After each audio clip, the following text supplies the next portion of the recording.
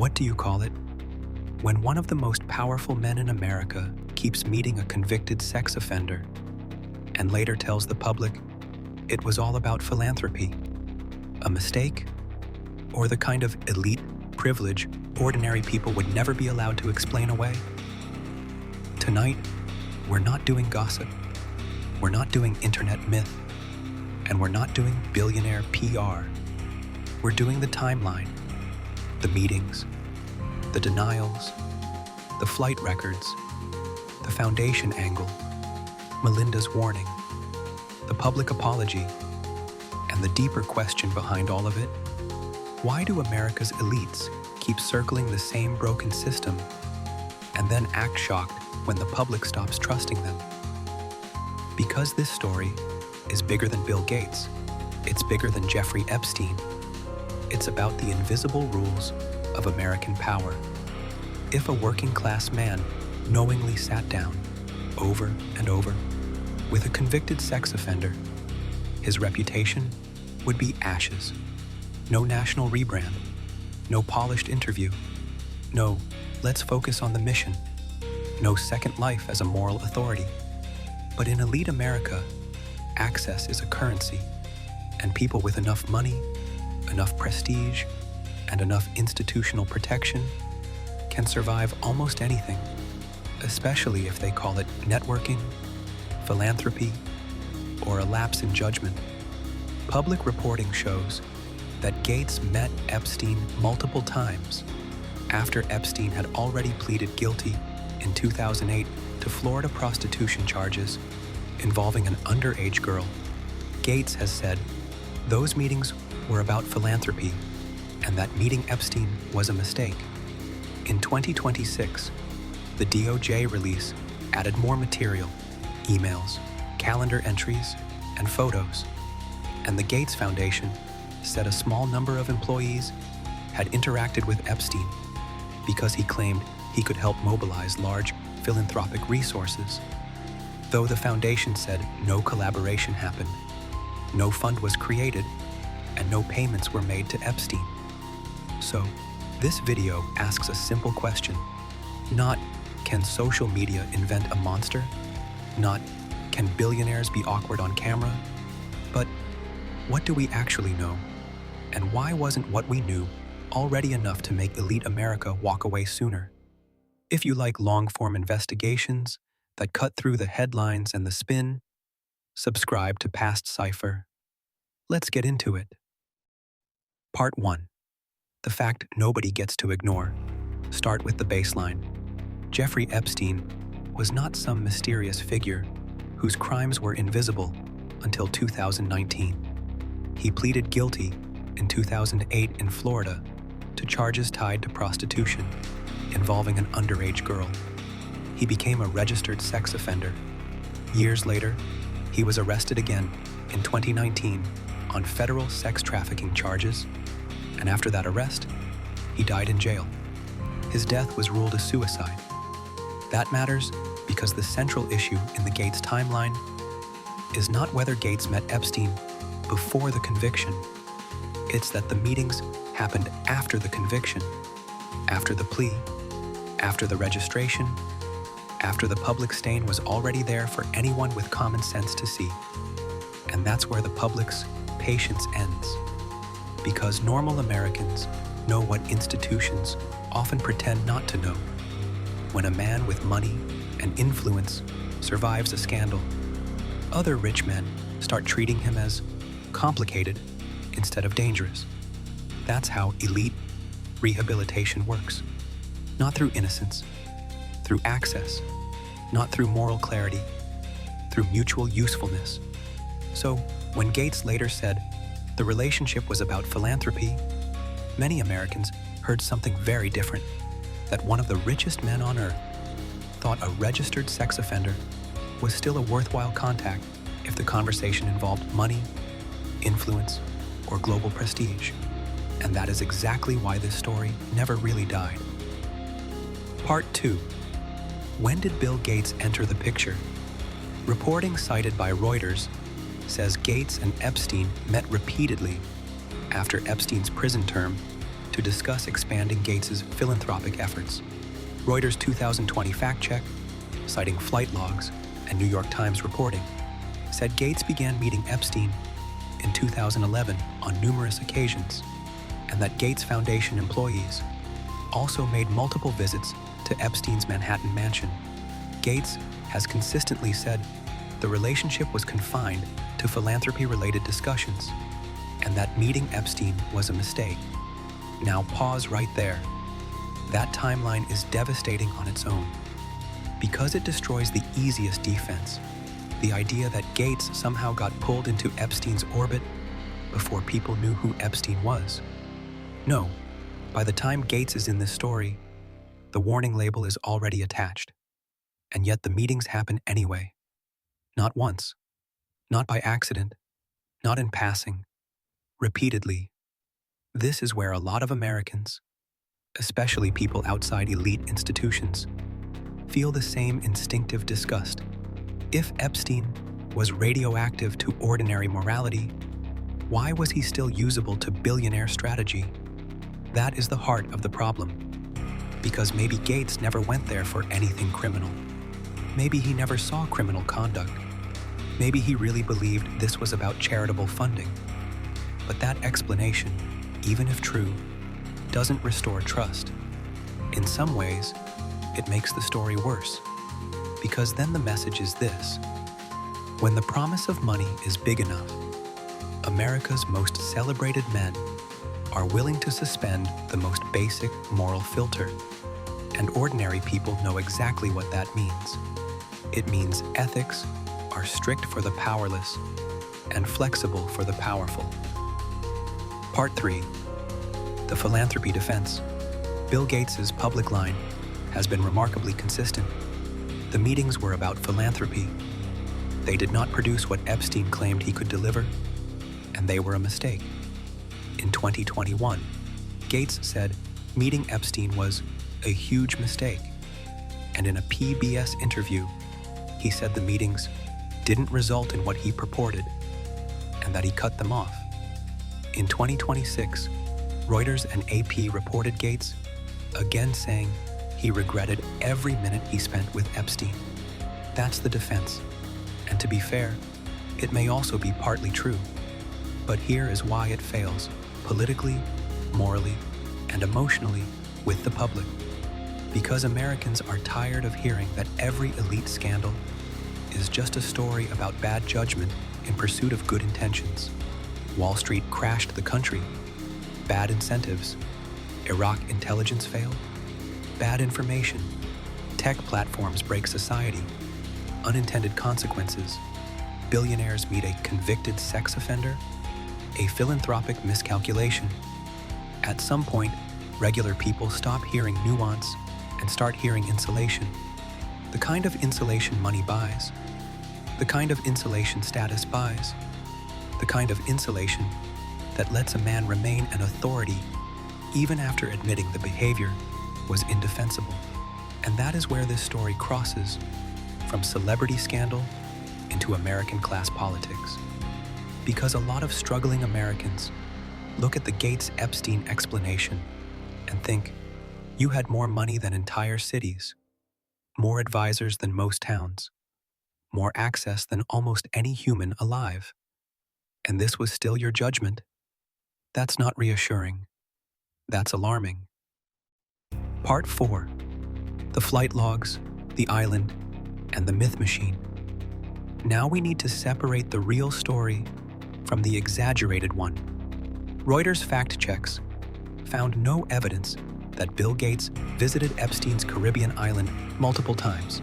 Reuters reported flight logs showed one recorded instance of Gates being listed on an Epstein plane in March 2013 from Teterboro, New Jersey to Palm Beach, Florida, not to Little St. James. Reuters also reported that claims Gates said he didn't know why he visited Epstein's island were false, and a spokesperson denied he visited the island at all. This is important because if you inflate the case, you weaken the real case. The real scandal does not need fake numbers, fake island trips, or viral fantasy, the real scandal is bad enough. A globally influential billionaire met repeatedly with a convicted sex offender after the conviction was public knowledge. That alone is explosive. That alone raises questions about judgment. That alone speaks to the moral numbness of elite circles. So when people online try to turn the story into "he went to the island dozens of times," they actually hand Gates the best possible defense. They let his team point to obvious falsehoods and say the whole thing is conspiracy noise. Don't give them that escape hatch. The strongest critique is the factual one. Stick to what is documented. Stick to what was admitted. Stick to what even Gates has said he regrets. Because truth is enough. And in this case, truth is brutal. Part 4. The flight logs, the island, and the myth machine. Now we need to separate the real story from the exaggerated one. Reuters fact checks found no evidence that Bill Gates visited Epstein's Caribbean island multiple times. Reuters reported flight logs showed one recorded instance of Gates being listed on an Epstein plane in March 2013 from Teterboro, New Jersey to Palm Beach, Florida, not to Little St. James. Reuters also reported that claims Gates said he didn't know why he visited Epstein's island were false, and a spokesperson denied he visited the island at all. This is important because if you inflate the case, you weaken the real case. The real scandal does not need fake numbers, fake island trips, or viral fantasy. The real scandal is bad enough. A globally influential billionaire met repeatedly with a convicted sex offender after the conviction was public knowledge. That alone is explosive. That alone raises questions about judgment. That alone speaks to the moral numbness of elite circles. So when people online try to turn the story into "he went to the island dozens of times," they actually hand Gates the best possible defense. They let his team point to obvious falsehoods and say the whole thing is conspiracy noise. Don't give them that escape hatch. The strongest critique is the factual one. Stick to what is documented. Stick to what was admitted. Stick to what even Gates has said he regrets. Because truth is enough. And in this case, truth is brutal. Part 5. Melinda French Gates and the warning inside the house. One of the most revealing parts of this timeline did not come from leaked files or rumor. It came from Melinda French Gates herself. In a 2022 CBS interview, she said she did not like that Bill Gates had meetings with Epstein. She said she met Epstein exactly one time, regretted it the second she walked in, called him abhorrent and evil personified, and said she had nightmares afterward. She also said Epstein was one of several factors in the breakdown of the marriage, though not the only one. That changes the emotional structure of the story, because now it's not just "the public should have known." It's "the warning was already close to home." And think about what that means.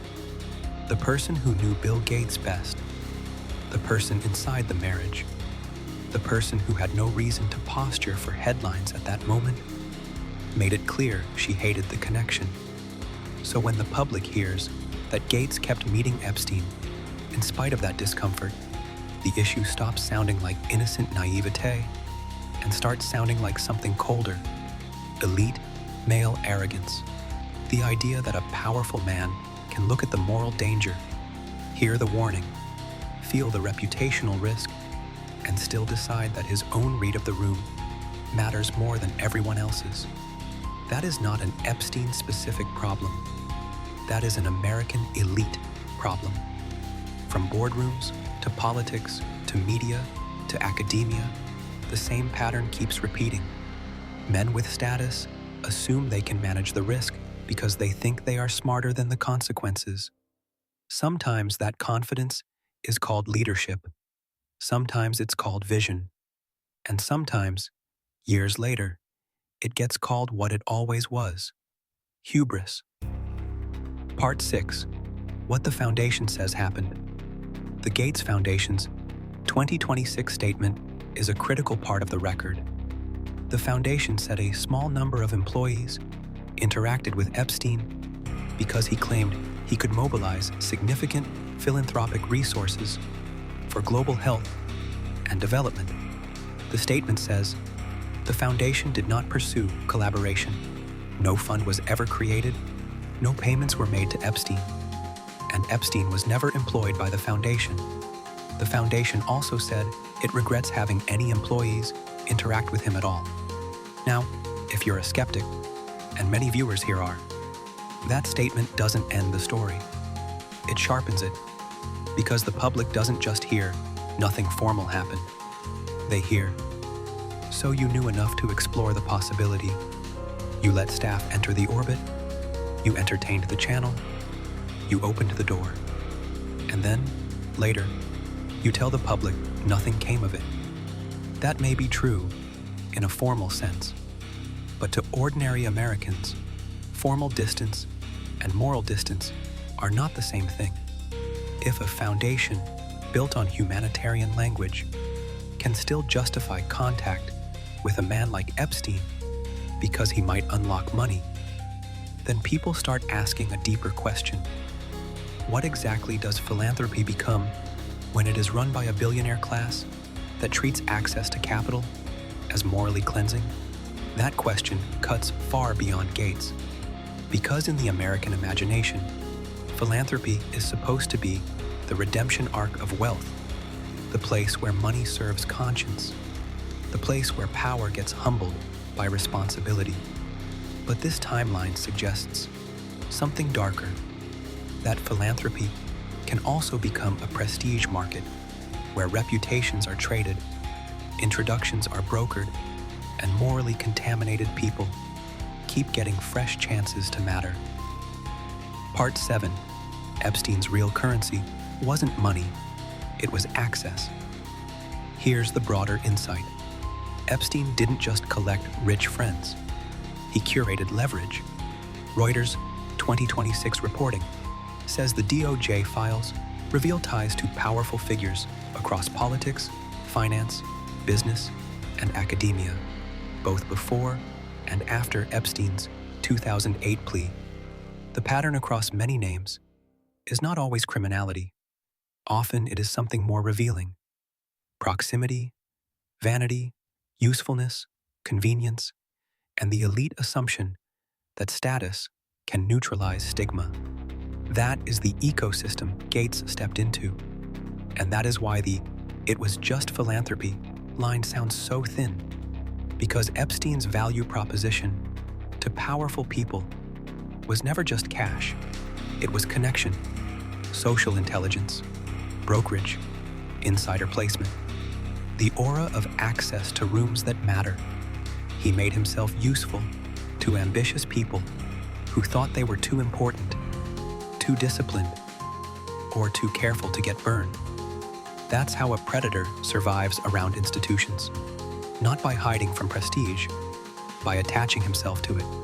So when viewers ask, why would Bill Gates meet with him at all? The most realistic answer may be the ugliest one, because in elite America, a disgraced man can remain socially useful long after he becomes morally untouchable. And once usefulness enters the room, conscience gets negotiated. Part 8. Gates's public responses and why they never fully landed. Over time, Gates has used several versions of the same defense. It was a mistake, it was about philanthropy, and nothing illicit happened in his presence. Reuters reported in 2026 that Gates told Foundation staff, "I did nothing illicit, I saw nothing illicit," and added that he never spent time with Epstein's victims. A P separately reported that Gates has not been accused of wrongdoing in connection with Epstein and denies knowledge of Epstein's crimes. For some people, that's enough. For millions of others, it isn't even close, because legally clean and morally clean are not the same thing. And this is where elite America often loses the room. A public exhausted by institutional betrayal doesn't only ask, did he commit a chargeable offense? They ask, why did he think this was acceptable? Why were the warning signs not disqualifying? Why is catastrophic judgment always repackaged as unfortunate optics? That is the moral failure people hear in Gates's response, not a confession to a criminal act, a confession to a value system where results, relationships, and influence can temporarily outrank obvious character judgment. And for working people who live with consequences every day, real consequences, payroll consequences, family consequences, neighborhood consequences, that elite flexibility feels obscene. Because ordinary Americans don't get to make huge mistakes with predators and keep their halo. Part 9. What the 2026 document release changed.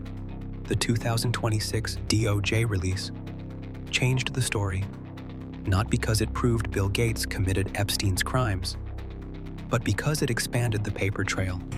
DOJ said it published over 3 million additional pages, plus more than 2,000 videos and 180,000 images, bringing the total release to nearly 3.5 million pages. Reuters and AP reported that the files included emails, calendar entries, documenting meetings, and photos involving Gates. Reuters also reported the DOJ warned that the files may contain fake images or untrue allegations, and that being named in the files does not itself prove criminal sexual activity. That last point matters a lot, because a responsible investigator has to hold two truths at once. First, being in the files is not automatic proof of a crime. Second, repeated association with Epstein after 2008 is still a deeply serious fact that says something damning about judgment and elite culture. That's the line too many people on both sides refuse to hold. One side wants to turn every name into a conviction. The other wants to act like documented contact means nothing. Both are lazy. The harder, more honest conclusion is this: the Gates material doesn't prove he was part of Epstein's criminal conduct, but it absolutely does strengthen the case that he chose to maintain contact with a man no morally serious person should have legitimized, and for a public already skeptical of billionaire influence, that is more than enough to keep the scandal alive. Part 10.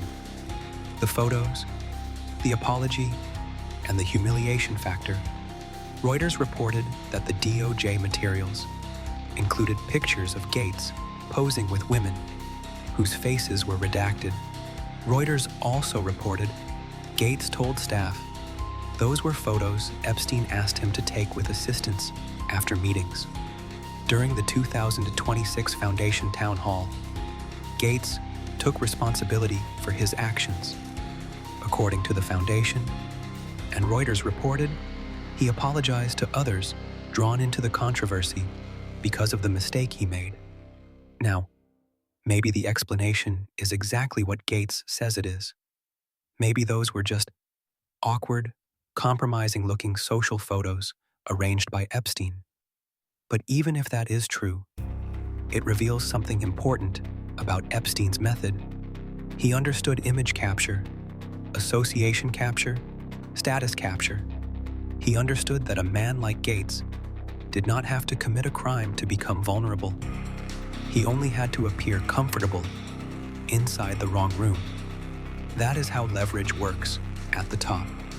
And it is one reason the public distrust here runs so deep, because ordinary people see powerful men moving through these elite spaces and think, you all kept standing next to this man. You all kept smiling. You all kept explaining. And by the time the apologies came, the damage was already done. Part 11. Warren Buffett, elite fallout, and why this still matters in 2026. This story didn't stay trapped in the past. Reuters reported on March 31st, 2026, that Warren Buffett said he would not commit to more annual donations to the Gates Foundation until he saw what unfolds after the DOJ release. Reuters reported Buffett said he had not spoken with Gates since the February release and was learning things he did not know.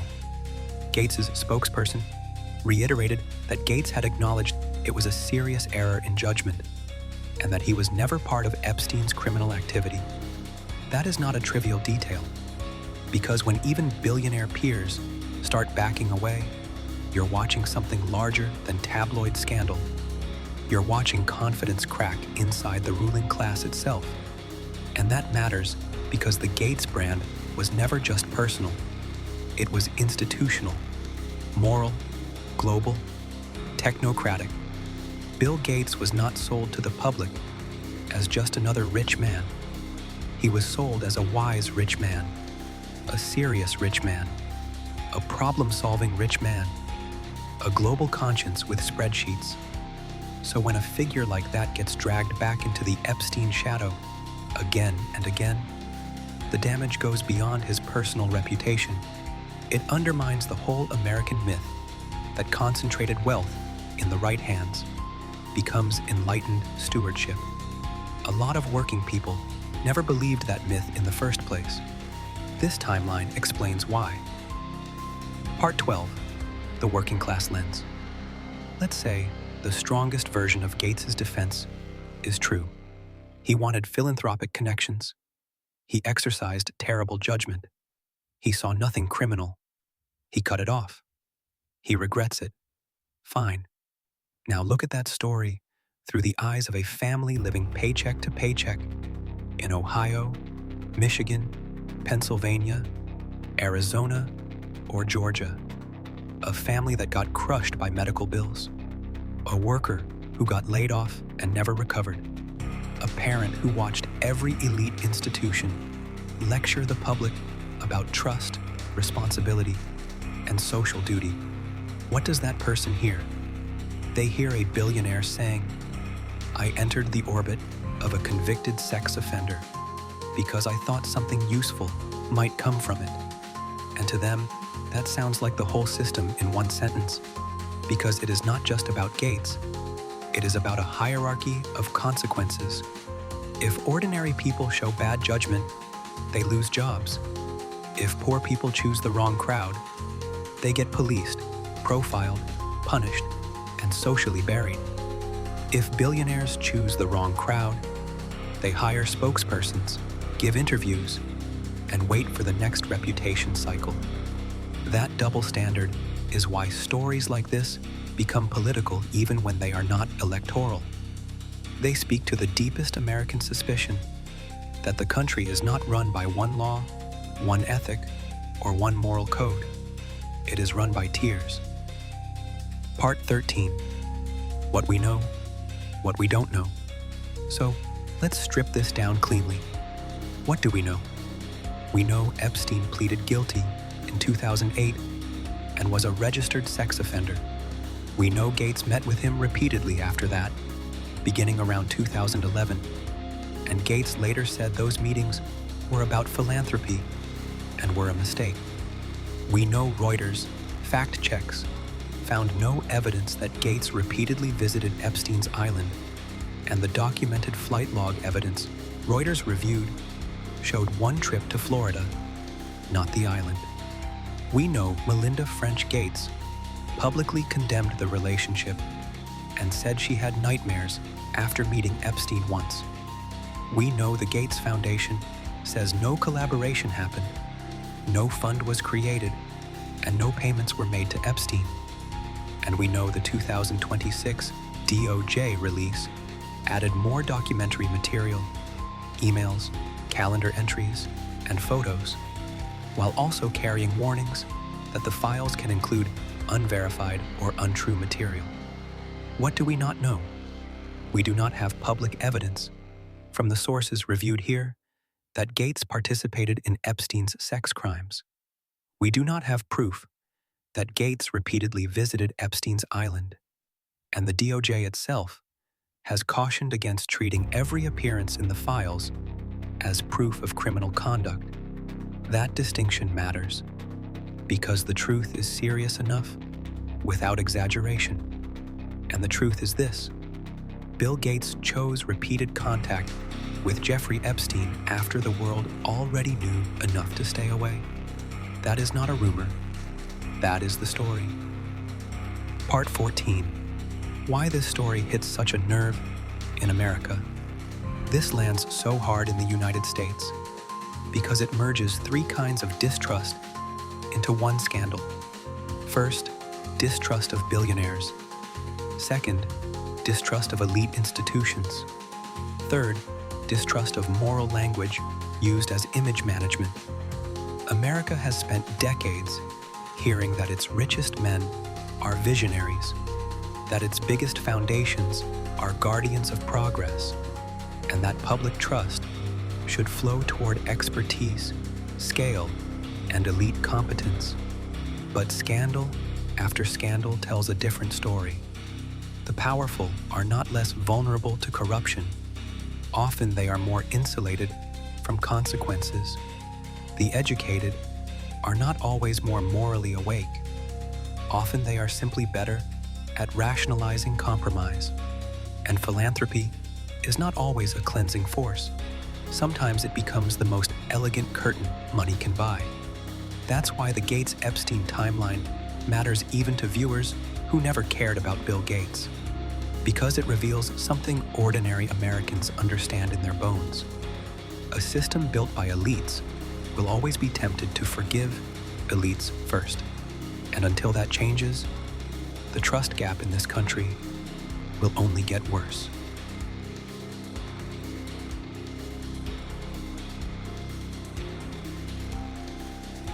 So, what do we know? We know Bill Gates was not just randomly brushed by Jeffrey Epstein's orbit. He entered it repeatedly after the conviction, after the warning signs, after the public record should have made the answer obvious. We know Gates later called it a mistake. We know Melinda objected.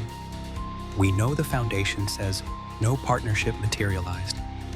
We know the island myths are exaggerated and should be rejected. And we know the larger scandal remains untouched by those corrections. A billionaire who built a global image around intelligence and responsibility still decided that Jeffrey Epstein was worth meeting. For millions of Americans, especially those who are tired of being told to trust people who never live by the rules they preach. That fact says everything. Not because it proves every rumor, but because it proves the culture of access, the culture of excuse, the culture of elite impunity. And maybe that is the darkest part of this entire timeline. Not that Epstein got close to power, but that power kept finding reasons to stay close to him. If you want more long-form investigations into the people, institutions, and hidden patterns that shape modern America, subscribe to PastCipher. Because in this channel, we don't worship power, we decode it.